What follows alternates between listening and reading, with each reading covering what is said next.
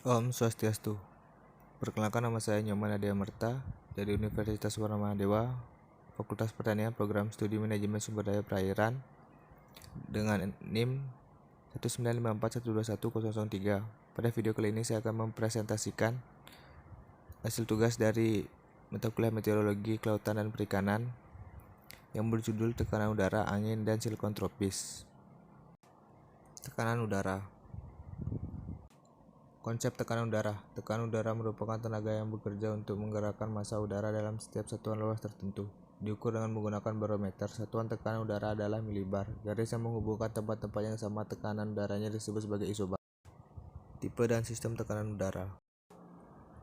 Tekanan rendah. Sistem tekanan udara dengan tekanan udara rendah memiliki permukaan isostatik ruangan yang berbentuk seperti lembah. Tekanan tinggi. Sistem tekanan udara dengan tekanan udara tinggi dari tekanan udara sekitar memiliki permukaan isostatik spasial yang berbentuk seperti puncak gunung. Distribusi tekanan udara. Distribusi tekanan udara vertikal. Hubungan tekanan dan tinggi. Perbedaan tekanan udara yang terjadi pada daerah yang sama dengan ketinggian yang berbeda. Bagian atmosfer yang paling dekat dengan permukaan bumi mempunyai kerapatan yang lebih tinggi dibandingkan lapisan udara yang lebih tinggi. Tekanan udara selalu turun dengan naiknya ketinggian. Distribusi tekanan udara horizontal. Gradien tekanan dan perubahan permukaan tekanan horizontal yang diukur dari ketinggian ke rendah tegak lurus sumber terdekat. Tekanan rendah atau siklon, depresi atau low. Daerah ini mempunyai tekanan udara lebih rendah dari tekanan udara di sekelilingnya. Alat dan cara pengukuran tekanan udara. Alat untuk mengukur tekanan udara adalah barometer. Cara kerja barometer tergantung pada keseimbangan berat raksa dan tabung gelas terhadap tekanan atmosfer. Jika berat raksa kurang dari tekanan atmosfer, maka kadar raksa akan meningkat. Dan jika berat raksa lebih dari tekanan atmosfer, maka kadar raksa akan menurun. Naik turunnya air raksa diukur dengan menggunakan skala Inch yang terdapat pada tabung gelas. Angin.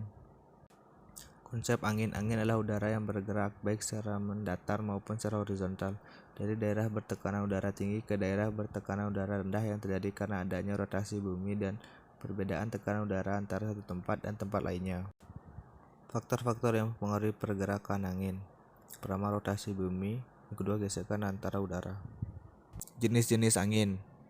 Angin laut dan angin darat. Angin laut adalah angin yang bertiup dari laut ke darat, biasanya terjadi pada pukul 9 pagi sampai 4 sore. Angin darat adalah angin yang bertiup dari darat ke laut, biasanya terjadi pada pukul 8 malam sampai jam 6 pagi. Angin lembah dan angin gunung. Angin lembah adalah angin yang bertiup dari lembah ke arah puncak gunung, biasanya terjadi pada siang hari. Angin gunung adalah angin yang bertiup dari gunung ke lembah, biasanya terjadi pada malam hari. Angin barat, angin yang bertiup dari daerah subtropis menuju ke arah kutub. Angin timur, angin yang mengalir dari benua Australia pada musim dingin ke benua Asia musim panas. Alat dan cara mengukur angin. Alat yang digunakan untuk mengukur kecepatan angin yaitu anemometer. Cara kerja alat pengukuran ini benar-benar sederhana dan sangat mirip dengan kincir angin. Alat ini harus ditempatkan di luar ruangan sehingga bisa bergerak ketika tertiup angin. Cara kerja alat pengukur ini benar-benar sederhana dan sangat mirip dengan kincir angin. Alat ini harus ditempatkan di luar ruangan sehingga bisa bergerak ketika tertiup angin. Siklon tropis. Pengertian siklon tropis. Secara teknis, siklon tropis didefinisikan sebagai sistem tekanan rendah non-frontal yang berskala sinoptik yang tumbuh di atas perairan hangat dengan wilayah perawanan konvektif dengan kecepatan angin maksimum setidaknya mencapai 34 knot pada lebih dari setengah wilayah yang melindungi pusatnya. Waktu dan tempat terjadinya siklon tropis. Pada satu tahun di seluruh dunia terdapat rata-rata 80 kali peristiwa siklon tropis. Distribusi bulan menunjukkan bahwa kebanyakan siklon tropis terjadi pada akhir musim panas dan awal musim gugur. Meskipun siklon tropis dapat terjadi pada bulan apa saja, di Pasifik Utara bagian barat, di Atlantik Utara Hurricane terjadi mulai bulan Juni sampai November, puncaknya pada bulan Agustus sampai September.